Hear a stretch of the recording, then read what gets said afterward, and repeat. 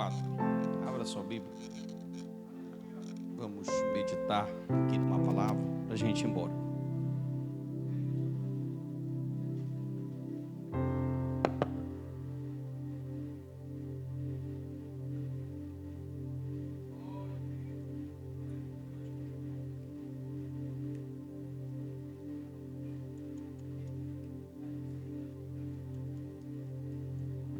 Primeira carta de Paulo aos Coríntios, capítulo de número 4.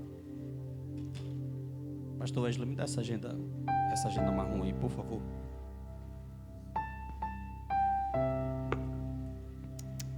Ei, agora pegou. Pronto. Bem melhor para os irmãos que estão lá atrás, no final, me escutam bem? Amém. Se puder esticar um pouquinho o som para lá, a voz está meio arranhada desse final de semana. Vamos lá. Primeira carta de Paulo aos Coríntios. Enquanto você procura o texto, capítulo 4, eu vi o Austin ali com a esposa dele. O Austin já foi ovelha aqui do Avivamento na Palavra, está nos fazendo uma visita. Deus te abençoe, Austin, tá? Em nome de Jesus, é um prazer te receber. Pode baixar aqui. Isso. Não, aqui tá perfeito para mim. Aí tá bom? Fale, irmão. Amém, graças a Deus. Primeira carta de Paulo aos Coríntios, capítulo de número 4, versículo de número 1. Nós vamos ministrar uma palavra aqui ao nosso coração. Diz assim um texto bíblico, 1 Coríntios 4, 1.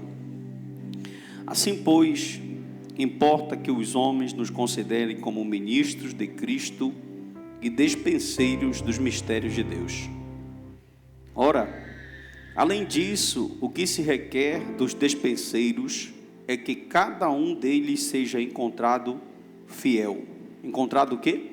Fiel. Todavia, a mim muito pouco se me dá a ser julgado por vós, ou por tribunal humano, e nem eu tampouco julgo a mim mesmo, porque de nada me argui a consciência, contudo nem por isso me dou por justificado, pois quem me julga é o Senhor. Versículo 5, para concluir nosso raciocínio, essa epígrafe, esse parágrafo diz: portanto, nada julgueis antes do tempo, até que venha o Senhor, o qual não somente trará à plena luz as coisas ocultas das trevas, mas também manifestará os desígnios dos corações, e então cada um receberá o seu louvor da parte de Deus. Senhor Deus, nós queremos ouvir a Tua voz, continuar ouvindo a Tua voz. Fala conosco de uma maneira especial, em nome de Jesus. Fala ao nosso coração aquilo, Senhor, que é necessário, que possamos ser exortados, edificados, para a glória do Teu nome. Nós te agradecemos em nome do Pai, do Filho, do Espírito Santo. Toca na minha mente, no meu coração, as minhas cordas vocais. Eis que eu te peço, te agradeço hoje e sempre, que todos digam amém e amém. Então vamos lá. Se você tem um aparelhinho aí, põe no silencioso, por favor. Se o nenenzinho chorar, tu já sabe o protocolo da casa. Vai lá fora, pegue um ar com ele. Queridos, o apóstolo Paulo, nesse texto aqui, ele está dando uma mensagem às pessoas que foram chamadas por Deus para serem ministros do Evangelho. Quando a gente ouve essa palavra ministro, vem algo grande, né? Chegou o ministro, por exemplo, ministro da Justiça. Aqui no nosso contexto político brasileiro, o ministro é alguém que tem uma alta patente. Um embaixador, um ministro, alguém que possui uma alta patente. Só que quando Paulo ele escreve, principalmente para admoestar biblicamente conceitos eclesiásticos, os temas que Paulo usa, são temas, palavras totalmente específicas e exclusivas do apóstolo. Paulo tem muito cuidado quando ele vai escrever para qualquer igreja, para qualquer local, e as palavras que Paulo usa, elas são palavras minuciosas, tanto que quando você pega essa palavra ministro, essa palavra é traduzida no Novo Testamento de duas formas.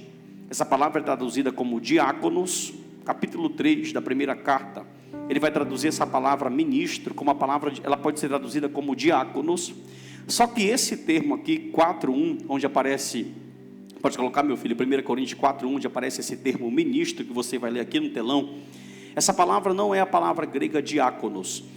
Essa palavra é a palavra grega uperetes, que significa alguém numa embarcação, tinha os remadores de cima e os remadores de baixo. O ministro que Paulo está falando aqui, estou esperando o texto, 1 Coríntios capítulo 4, versículo 1. Obrigado. Os ministros que Paulo está falando nesse texto aqui, são na embarcação aqueles que ficavam lá no subsolo do navio, lá no final mesmo, remando. Ou seja, era um escravo do escravo do escravo que ficava ali fazendo aquelas funções mais difíceis.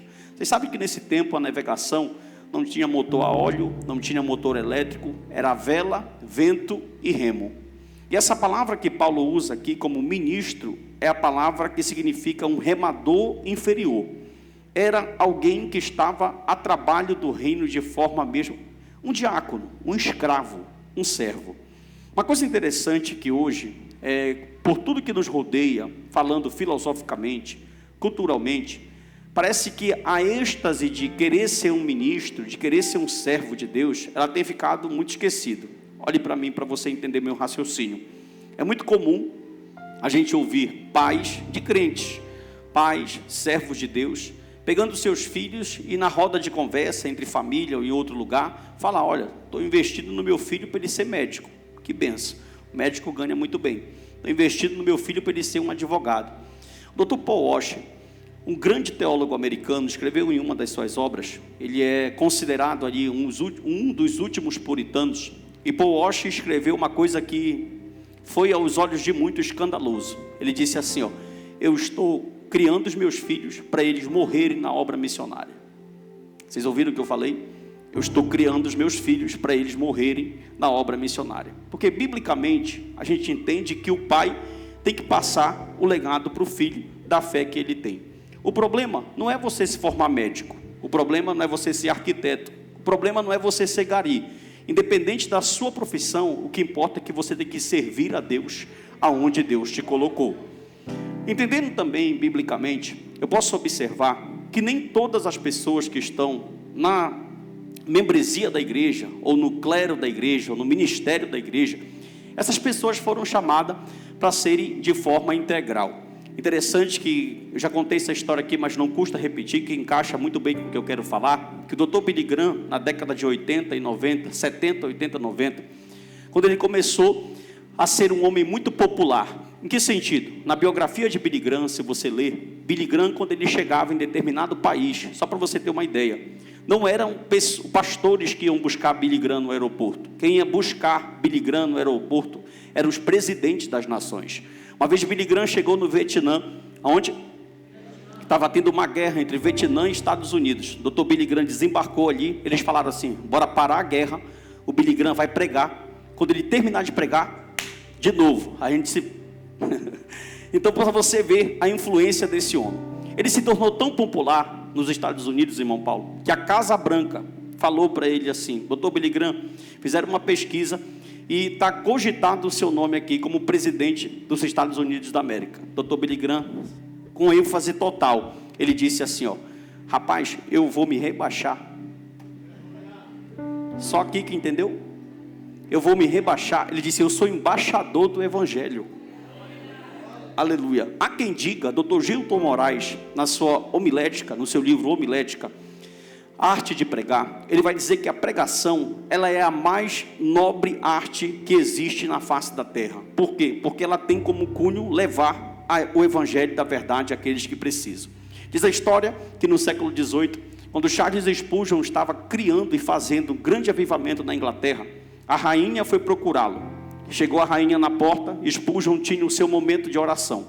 Como a igreja que Spurgeon ministrava, que também Wesley ministrou, que também Martin Lloyd Jones ministrou, inclusive Martin Lloyd Jones foi médico da rainha, não dava para caber as pessoas, se formavam filas. Por exemplo, se você for hoje em São Paulo, na igreja do Dr. R.R. Soares, lá tem 3 cultos. Por quê? Porque não tem condições de receber todas as pessoas. Era o que acontecia com Spurgeon. Quem assistia o culto de manhã não poderia assistir o culto à tarde. Quem assistia o culto à tarde não poderia acontecer o culto à noite. E um certo dia, Spurgeon estava orando. Estava fazendo o quê?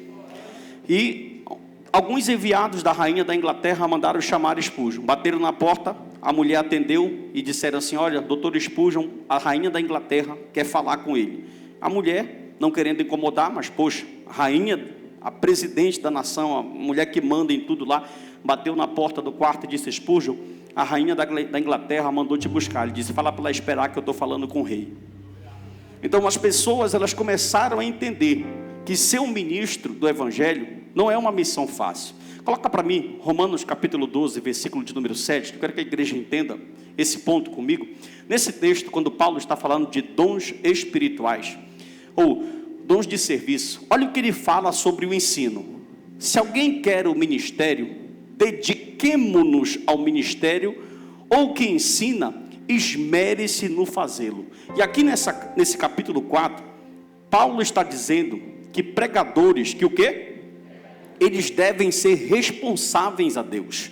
Tanto que, no capítulo 3 da carta, que você vai ler na sua casa, pela fé, eu creio em nome de Jesus, o capítulo 3 está dizendo que Paulo está dando uma exortação na igreja. Ele está chamando essa igreja aqui de uma igreja carnal. No capítulo 1, ele diz assim: olha, vocês têm todos os dons, mas eu não falo com vocês como falo com adultos, eu falo com vocês como eu falo com meninos. Eu não dou para vocês alimento sólido, eu dou para vocês leite. E aqui no capítulo 3, está tendo dissensões.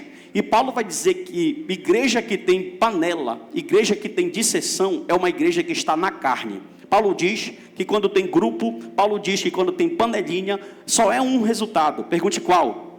Falta de oração e querer resolver as coisas com o seu braço. Muito bem, só que aqui no capítulo 4, ele vai começar a dar exemplos de como nós, ministros, devemos nos postar. Nos colocar. Escute, ministro aqui nesse texto não é um pregador. Ministro aqui nesse texto não é alguém que é muito importante, muito pelo contrário, ministro aqui nesse texto é um servo.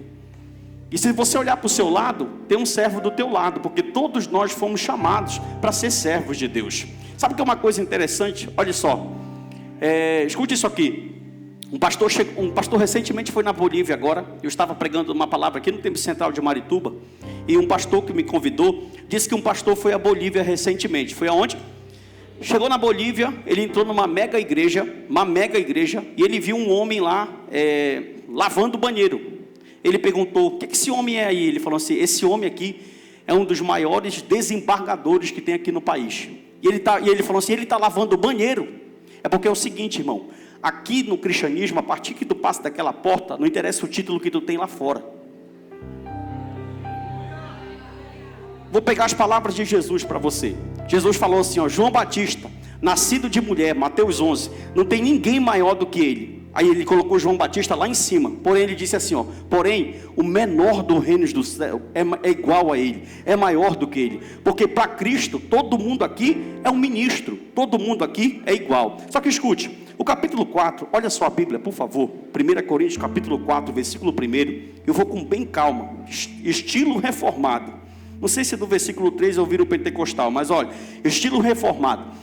Assim pois, importa que os homens nos considerem ministros de Cristo. Aí ele usa uma outra palavra, repita comigo, diga assim: despenseiros. Ele termina o verso dizendo: despenseiros dos mistérios de Deus. E essa palavra despenseiros é a palavra grega oikonomos, ou oikonomos, assim que você pode falar assim. O que significa isso? Se o ministro é um escravo, o dispenseiro era um superintendente. Era alguém que era responsável por administrar a propriedade de uma pessoa rica.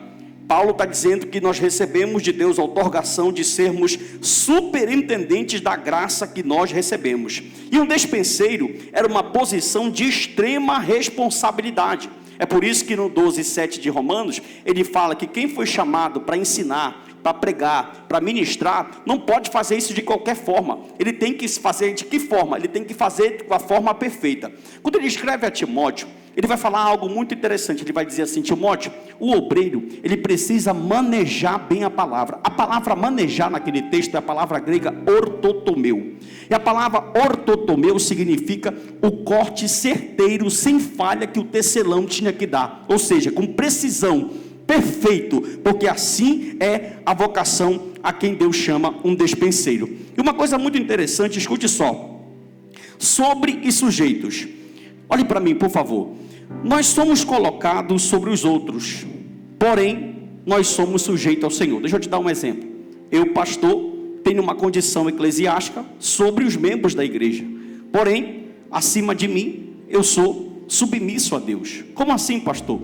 Nós somos colocados sobre outros, porém estamos sujeitos ao Senhor. Em relação ao Senhor, em relação a quem? Em relação a quem? Todos nós somos escravos. Em relação a Deus, todos nós somos ministros. Somos o quê? Ministros. Mas Deus nos coloca como superintendentes de alguém. De um departamento de jovem, de um departamento de casal, de um departamento de liderança. Só que nesse sentido, todo mundo aqui é igual. Somos despenseiros, temos responsabilidade, mas somos ministros. Agora escute uma coisa. Ministros de quê, pastor? Ainda no versículo 1, ele fala que nós somos ministros dos mistérios de Deus. Ministros responsáveis dos mistérios de... E o que é mistério de Deus? A palavra mysterion aqui significa... Escute, abre aspas. Ela não está em torno de algum caráter misterioso. Ela não significa um enigma que o homem não consegue resolver. Mistério aqui significa um segredo que o homem é totalmente capaz de penetrar. Só que aprove a Deus pegar esse mistério e nos revelar. E nos dar esse mistério. E colocar sobre nós, coloca Romanos 12:3, deixa a igreja ler esse texto. Romanos 12:3, olha que o texto bíblico diz: porque pela graça que me foi dada, digo a cada um dentre vós que não pense de si mesmo além do que convém, antes pense com moderação. Agora olha o final do texto, tem alguém aí? Diga glória a Deus. Segundo a medida da fé que Deus repartiu a cada um. Escuta. O mistério de Deus, nenhum de nós, nem você e nem eu, éramos capazes de alcançar, de descobrir, de chegar, de penetrar. Mas coube a Deus revelar isso para nós e nos chamar para sermos ministros do Evangelho, para sermos superintendentes do Evangelho. Só que Paulo está dizendo aqui, escute, verso 2, por favor, aleluia. Ora, além disso, o que se requer dos despenseiros é que cada um deles seja encontrado como irmão. Como irmão? O que Deus requer de nós, que Ele entregou para nós, a graça que Ele repartiu para nós. Irmão, não é teu talento.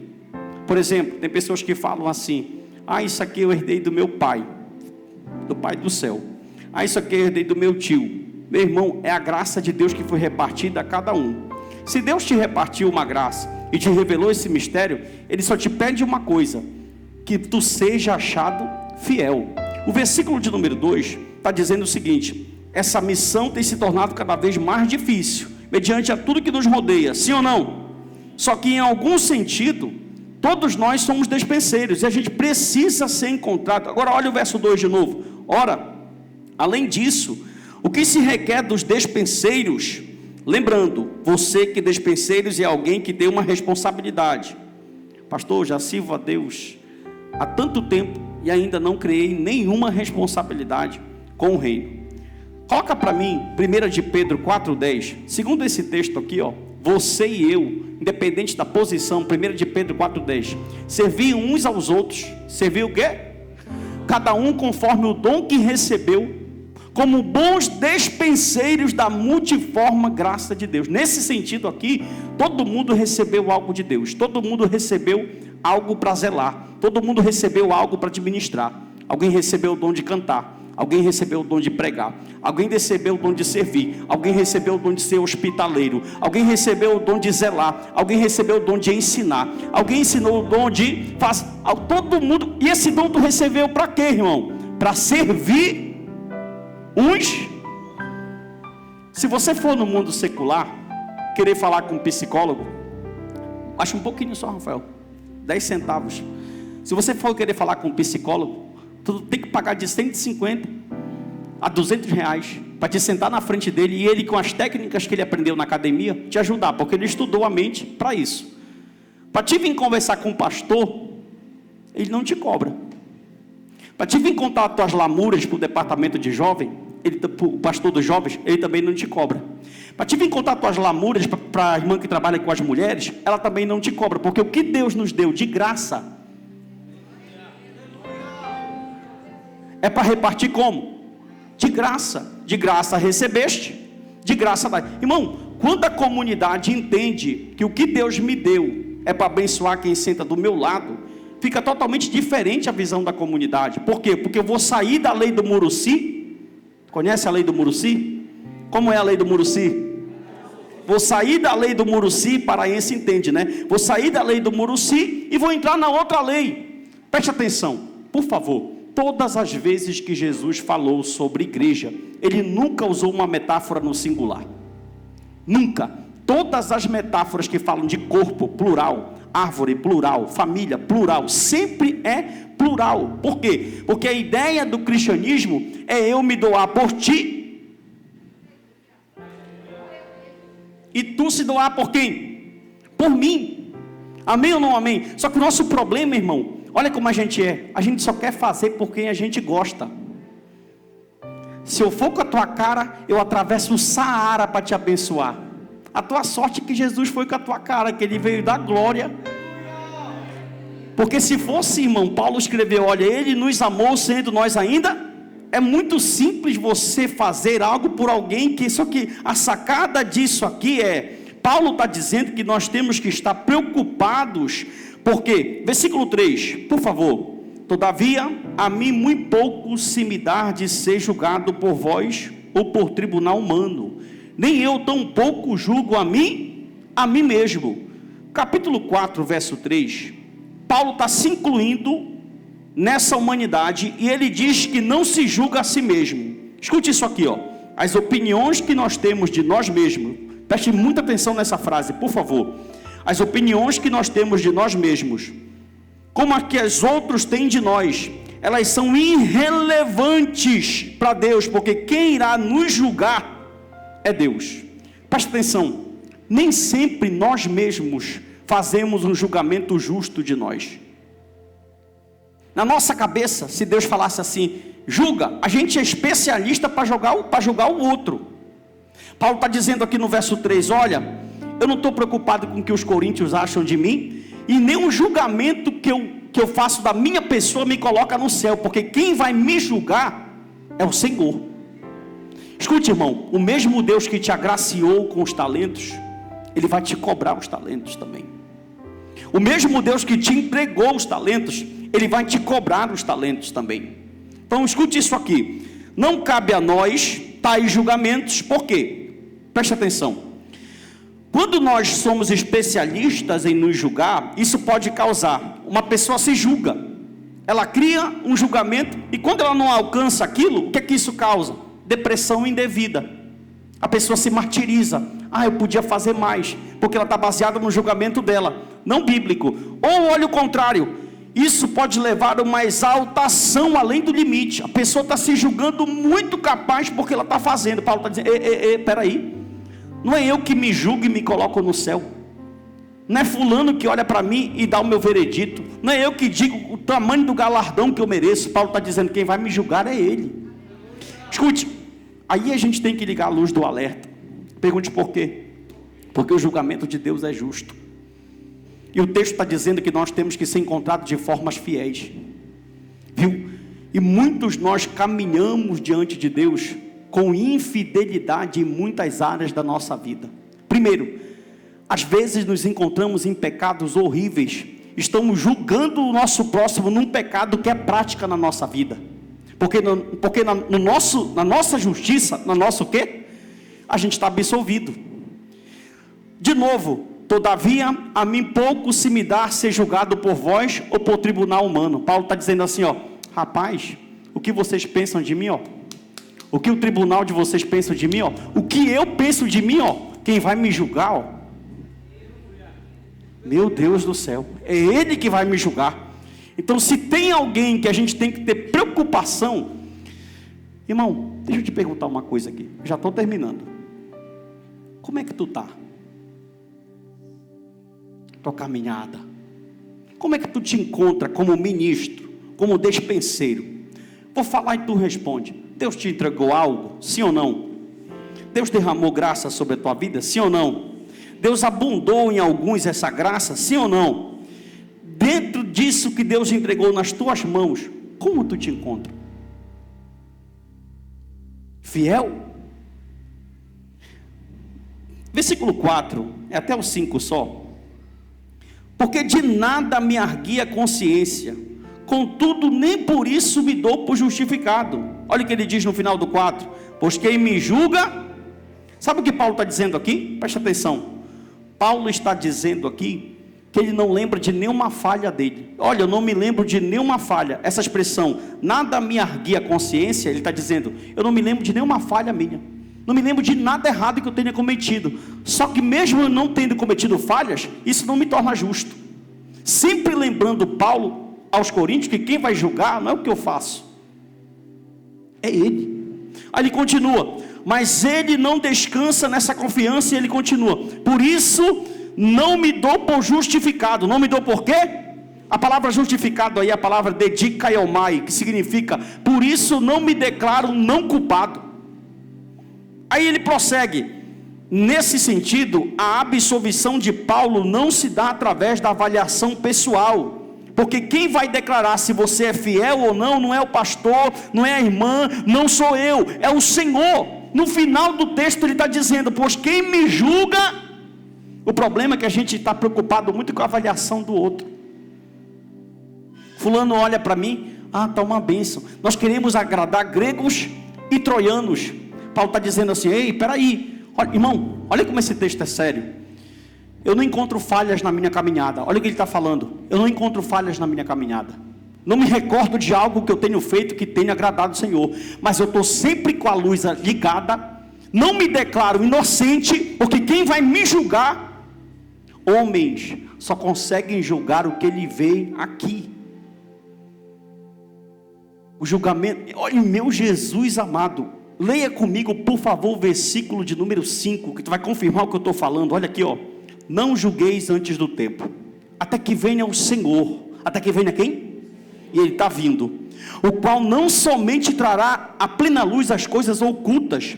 Olha esse julgamento como ele é perfeito, mas também manifestará os desígnios dos corações. Você pode sentar uma pessoa no tribunal humano aqui, ó. Ele julga causas terrenas e visíveis, mas o julgamento de Deus é tão perfeito que ele vai julgar o desígnio que tem aqui dentro. E Paulo está falando, não, meu irmão, eu preciso ser encontrado fiel. O problema, irmão, é que a gente sofre de uma inconstância que é terrível. É por isso que a admoestação bíblica aqui é, olha só, Paulo está dizendo, não julgue prematuramente, deixa que o juízo de Deus está vindo aí, e vai ser, coloca para mim Romanos 12,16, rápido, Romanos 12,16, para a gente terminar. Olha, tendo o mesmo, Romanos capítulo 2, versículo 16, desculpa, Romanos 2,16, no dia em que Deus, por meio de Cristo Jesus, julgar os segredos dos homens, meu irmão, segredo das grandes convenções, segredo dos grandes pastores, segredo dos grandes políticos, segredo das grandes ONGs, segredo dos grandes empresários, segredo das clínicas abortistas, nada vai passar. Paulo está falando assim, ó, eu não temo o que vocês acham de mim, eu não temo nem, meu irmão, a análise que eu faço de mim agora, ela pode estar errada, porque a gente sempre puxa a sardinha para o nosso lado. A gente sabe que é mais pecador que o irmão, mas na nossa boca o pecador é ele. Paulo está dizendo assim, não, eu não estou preocupado com o que os coríntios dizem, eu não estou preocupado nem com a minha opinião própria, opinião já é própria, nem com a minha própria opinião sobre mim mesmo, eu estou preocupado com esse julgamento aqui, ó. Por isso, vocês que receberam, por isso vocês ministros, vocês despenseiros, sejam encontrados fiéis. Tem pessoas que não estão fiéis no seu casamento há muito tempo, não se deitam com mulheres, mas traem ela todo dia na mente e nas redes sociais. Tem pessoas que têm pecados ocultos, que andam de prática. Meu irmão, Se a Bíblia é verdade, e ela é, eu pregando esse livro aqui, em pleno século 21, com toda essa tecnologia, com todos os sofismas e filosofias que nós temos, isso aqui hoje é passado, é arcaico, mas nós temos tanta convicção que esse livro aqui é verdade, e que é a palavra de Deus, que nós pegamos a nossa vida, a vida da nossa família, e nos enquadramos. Escute, a nossa cosmovisão de mundo, ela não é sociológica. A nossa cosmovisão de mundo, ela não é psicológica. A nossa cosmovisão de mundo, ela não é política. A nossa cosmovisão de mundo, ela é pneumatológica. Como assim, pastor? Ela é guiada pelo Espírito Santo, porque quem foi que inspirou esse livro aqui foi o Espírito Santo. Mas pastor, dá um glória a Deus aí, por favor. Olhe para mim, é a última folha dos bolsos. Mas pastor Narciso, me prova. Meu irmão, eu não preciso nem te provar com argumentos bíblicos. Primeiro, que eu não preciso te provar nada, porque só quem pode transformar o teu coração é o Espírito. Eu posso palestrar, pregar, falar grego, aramaico, hebraico, fazer hermenêutica, eu posso fazer tudo isso aqui. Se Deus não quiser abrir o teu coração para conhecer essa verdade, escuta, não te esquece, repete, fala mistério. Mistério é algo impenetrável para a gente. Mistério não é um enigma que eu posso ir atrás e descobrir. Mistério não é algo oculto que eu vou pesquisar e chegar. Como cientistas que descobriram as leis de química, de biologia, de tudo. Não, mistério aqui é algo que o homem não pode alcançar.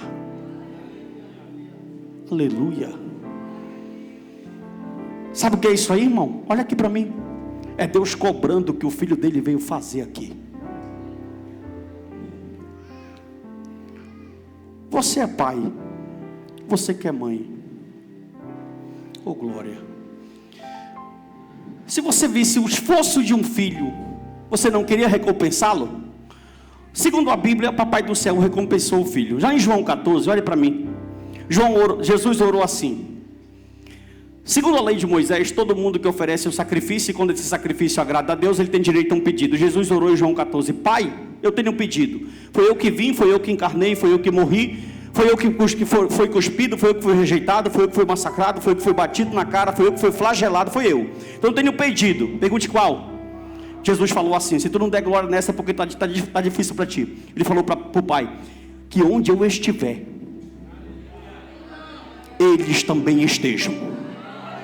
Meu irmão, tu tem a grandeza disso? Não, eu vou falar de novo, que eu não me contento com isso aqui. O pedido dele foi que onde eu estiver, levante a sua mão, meu irmão, em nome de Jesus, que eles também estejam. Esse foi o pedido de Cristo. Escuta, coloca Gálatas 4:4. Obrigado, Espírito Santo, tu és fiel. Olha esse texto: vindo porém a plenitude do tempo, Deus enviou seu filho, nascido de mulher, nascido sobre a plenitude do tempo. Nesse texto significa tempo exato, tempo certo, tempo oportuno, tempo determinado, tempo que Deus quer revelar. Pergunte o quê? O mistério que ninguém podia encontrar.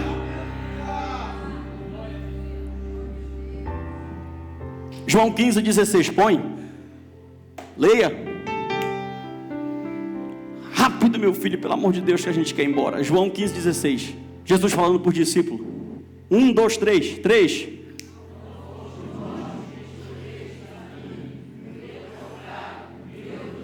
Segura. Se Deus chegasse contigo e falasse assim: Narciso, o que tu queria? Eu poderia escolher, eu ia falar assim: Senhor, eu queria estar com uma canela de pedreiro agora, geladinha. A minha esposa está bem aqui. O homem não quer ter só uma mulher. A mulher não quer só um homem. A nossa carne não presta. Salomão deu voz para a carne dele e você viu o resultado. Se fosse nós escolhermos, Jesus seria a última opção. Porque no nosso rol de desejo, o cristianismo, obedecer a Deus, não está no topo da lista. Você pode ter certeza disso, porque nós somos seres caídos. Sabe quando nós descobriríamos o mistério? Pergunte. Sabe quando nós seríamos ministros? Sabe quando nós seríamos despenseiros?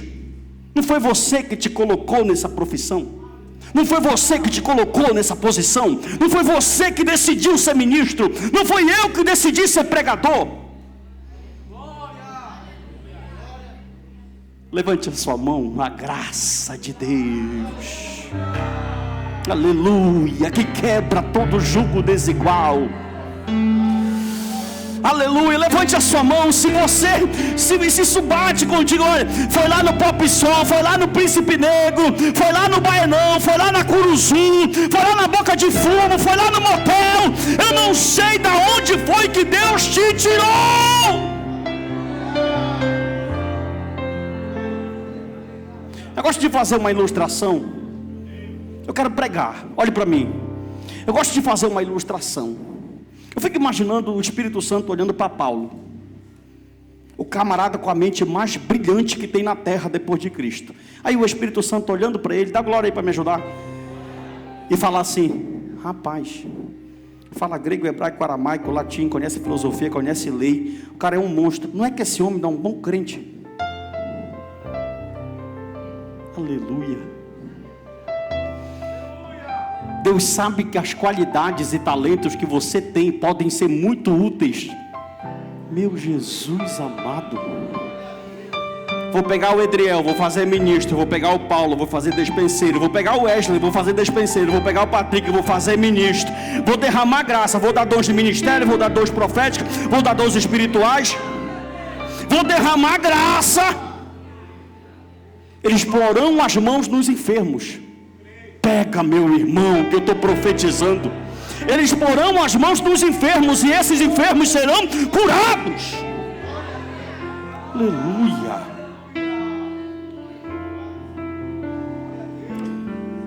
Alguns anos atrás, quando a missão Portas Abertas de Evangelismo Mundial chegou no Egito, chegou aonde? Olhe para cá. Pegaram um Mohamed, todo mundo é Mohamed, né? Lá que é muçulmano, quase todo mundo é Mohamed. Não lembro o nome dele, mas o sobrenome é Mohamed. Pegaram Mohamed, um dos homens mais ricos do Egito, dono de várias redes de supermercado, um homem riquíssimo. Ele estava orando dentro da casa dele. Onde? Ele, país muçulmano, só que ele leu no Alcorão sobre Jesus, e ele foi pesquisar, e ele se converteu. Aleluia. Ele se converte, só que ele fica orando dentro da casa. Melhor, ele vai para as sinagogas, ou ele vai para as mesquitas, e só que ele não vai orar mais para Maomé e nem para lá. Ele vai orar para Cristo. A mulher descobre, faz uma carta e manda para o governo. O rapaz mostrou fotos desse homem, lá na Faculdade Batista Equatorial, fotos, tá? O palestrante, se eu não me engano, era o doutor Jonas Madureira que estava palestrando lá. Grande doutor Jonas Madureira. Mostraram fotos dele no telão, e nessas fotos ele estava com as costelas todas flageladas. O governo chegou com ele e falaram: Mohamed, é o seguinte, tu sabe que o nosso país é muçulmano, que aqui cristianismo não entra. Para terminar com isso, volta a tua fé para o Islã, a gente te devolve tudo que é teu e acaba. Ele olhou para ele, só fala-se toda a glória essa, e disse assim: eu vou morrer pobre. Oh, glória. Aí Paulo, 2000 anos antes, tinha escrito: existem ricos que são pobres, e existem pobres.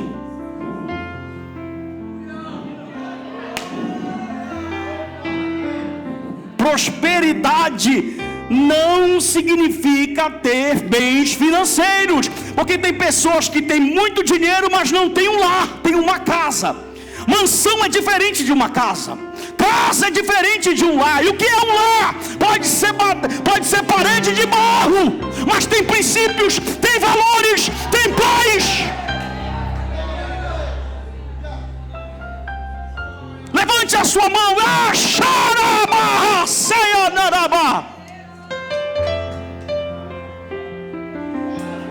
Escute, olhe para mim. O meu Deus, que é o mesmo seu Deus, que ninguém é muçulmano aqui, Ele não aceita menos do que te encontrar fiel. Você ouviu o que eu falei? O meu Deus não aceita te encontrar quase fiel. Meu Deus, tudo que foi feito para nós estarmos aqui, tem muita coisa em jogo. O sangue do filho dele, puro e carmesim. Então, de modo algum, Ele aceita te encontrar de qualquer jeito. Por isso, nós, ministros e despenseiros, precisamos nos encontrar fiéis. Ah, pastor, o país está em crise, seja fiel. O Lula está roubando, seja fiel. O Helder está roubando, seja fiel. O governo está roubando, seja fiel. O professor está roubando, seja fiel. O pastor está roubando, seja fiel. Em qualquer situação.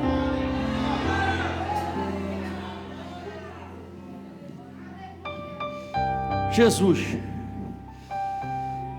olha isso aqui. E desse ninguém. Irmão, existem 2 juízos na Bíblia. Quer ficar com medo? Vai lá em Apocalipse 20, 1 ao 6. Dá uma lida lá na tua casa. Tu vai ver. Isso é tão sério. Vai se apresentar todo mundo diante de Deus. E Deus vai falar assim: mortos, me dá os caras que estão aí contigo. O texto lá é Hades. Hades, me dá os teus mortos. Aí ele olha para o mar. Para onde? Mar, também me dá os teus mortos. Vocês que estão na terra, ressuscitem. Escuta, Pedro escreveu na primeira carta: do primeiro juízo, tu pode escapar. Tu pode chegar na frente de um juiz e entrar em ti o Johnny Depp, um dos maiores artistas de Hollywood. Tu pode encenar, chorar e convencer com a tua oratória. Mas eu quero ver tu enganar alguém que sonda desígnio do coração. Do primeiro juízo tu escapa. Do segundo é impossível. Pega, olha para o teu irmão rápido, eu quero terminar, e fala assim: meu irmão, te converte, porque o negócio é sério. Eu vou tomar uma água. Desse juízo absolutamente ninguém escapa. Amém ou não amém? Por isso ele diz, assim pois importa que os homens considerem como ministro de Cristo, despenseiro no ministério de Deus. Ora, além disso, o que se requer dos dispenseiros é que cada um deles seja encontrado fiéis. Só sou fiel quando está tudo bem.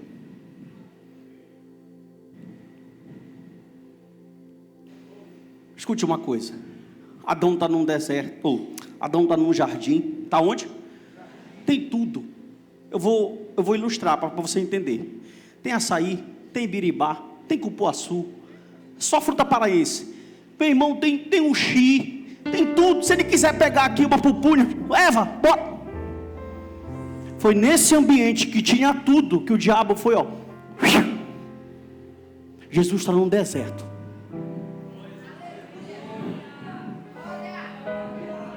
Oh, glória. Olhei para cá, areia. Olhei para cá, areia. Olhei para frente, areia. Olhei para trás, areia. E foi nesse ambiente hostil. Nem só de pão. Aprenda uma coisa que eu vou te falar.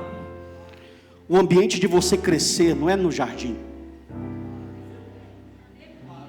Ah, Jesus.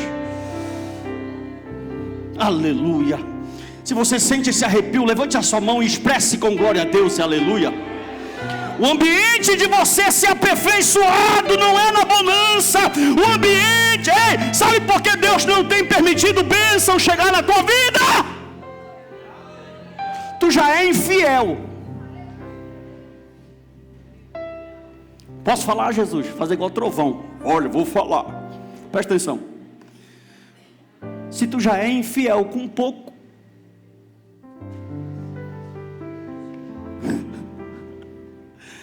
eita glória. Se tu já é infiel com 2 salários,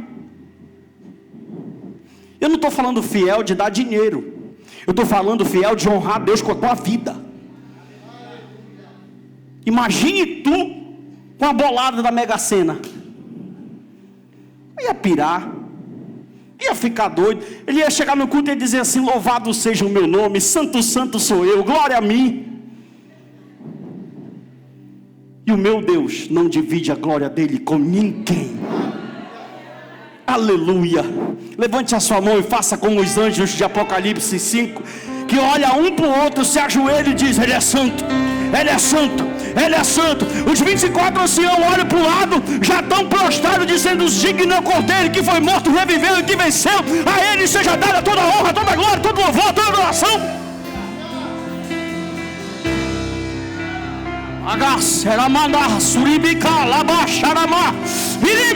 Escuta uma coisa, olhe para mim.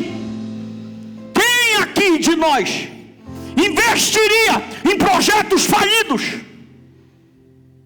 Que é o que nós éramos no passado.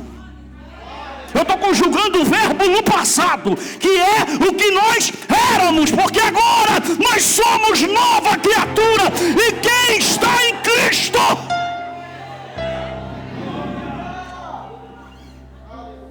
a maldição daqueles escribas, abestados, fariseus, doutores, saduceus, mestres de Bíblia, foi que Jesus não escolheu nenhum deles.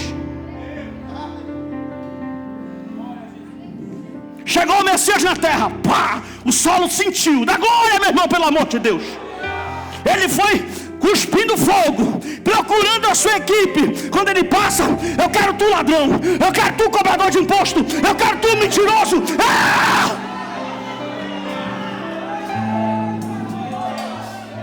Da surimica lamochara mahasebianai. Ninguém olharia para nós com o olhar que Ele olhou. Olha como nós somos. A gente olha para uma pessoa, automaticamente a gente desqualifica ela. Automaticamente. Não precisa nem muito. Não quero. Não serve. Não, isso aí. Não. Porque a gente tem capacidade aguçada de olhar só os defeitos. Se tivesse uma prateleira, tem alguém aí? Diga glória a Deus. Com vaso de ouro, de prata, de diamante e de barro. Nós escolheríamos com certeza o de ouro ou de diamante, e desprezaríamos o de barro. Só que quando Deus olhou, 2 Coríntios capítulo 5, agora de Bíblia, e viu uma prateleira de vasos, segura, Ele disse assim: eu sou fogo. Eu sou o quê? Fale forte, eu sou o quê? Então, para o tesouro que eu tenho, ouro não serve. Porque se fogo pegar no ouro,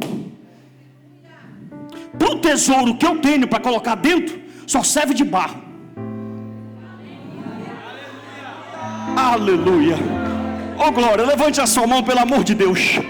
E deu certinho. Por quê?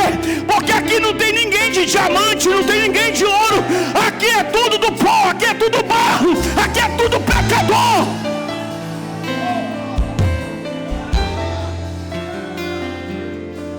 Sabe o que Ele fez? Olhe para mim. Vou pegar vocês. Irmão, e estava impuro. Quem já teve o privilégio de ver uma argila indo para o processo, ela vem só mato, pedaço de madeira, caco. E nós fomos para a olaria de Jeová. Deixa eu terminar. Paulo disse assim, até que venha o Senhor. Quando ele usa no versículo 5 a expressão, olha isso, até que venha o Senhor. Repita, diga, até que venha o Senhor. Esse texto no grego está construindo da forma que aponta para um fato que Cristo, que a vinda de Cristo é certa, mas por um tempo desconhecido.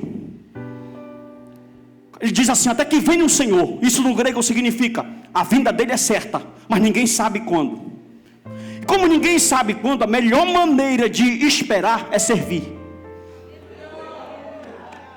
Meu Jesus amado. O problema é que muitos querem esperar oscilando.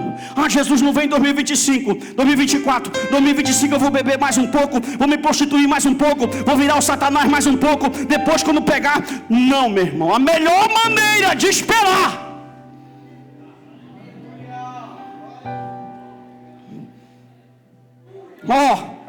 até que ele venha. É certo que ele vem, e a gente não sabe quando. Como eu não sei o que é quando, eu tenho que olhar para ele e falar igual Isaías: eis-me aqui.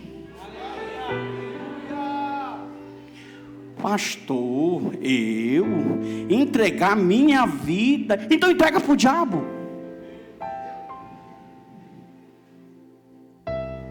Aleluia. Ou tu entrega para ele, ou tu entrega para quem? Para o canela fina. Ou tu vai ser ministro do evangelho, ou tu vai ser ministro do cão, porque o diabo tem os seus servos também. O segredo é: te joga de cabeça no reino. Irmão, olha para mim, por favor, por favor. Isso aqui eu vou falar tão na direção de Deus. Eu estou sentindo tanta presença de Deus aqui. Você que entrou aqui depressivo, ocioso, com síndrome do pânico, escuta, a cruz de Cristo sara. Aleluia. Afoga tuas mágoas no departamento, no serviço, no louvor, na palavra, no evangelismo. Pega todos os teus problemas de mente, afoga no evangelho e espera o teu Senhor de forma fiel. Não cai nessa não, que vai ficar tudo bem. Mentira. A nossa luta vai ser difícil, vai ser de dificuldade, vai ser de luta. No mundo tereis aflições, mas tem de bom ânimo, mas tem de bom ânimo, mas tem de bom ânimo, mas tem de bom ânimo, mas tem de bom ânimo, mas tem de bom ânimo, mas tem de bom ânimo, mas tem de bom ânimo.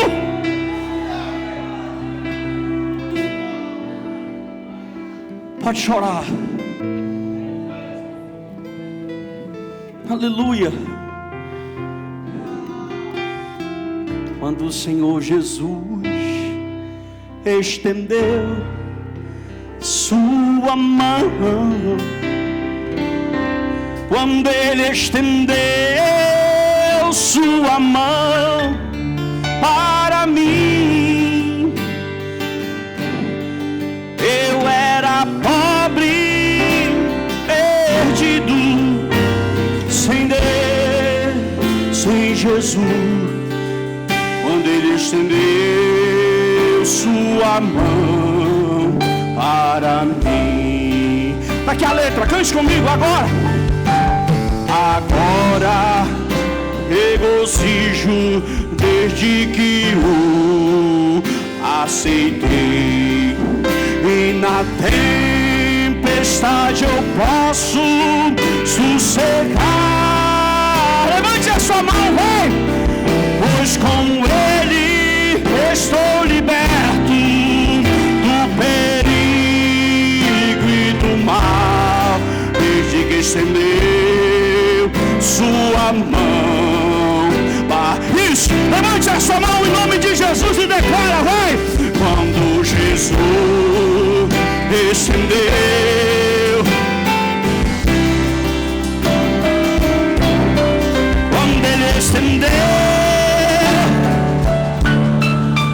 para mim, a igreja diga, eu era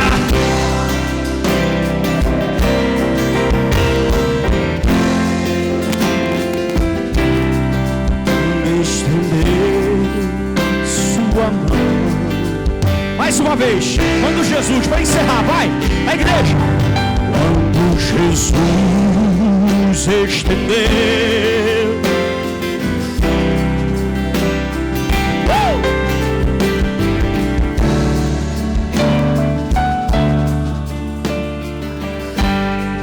eu era pobre, declare, e eu era pobre, perdido, sem.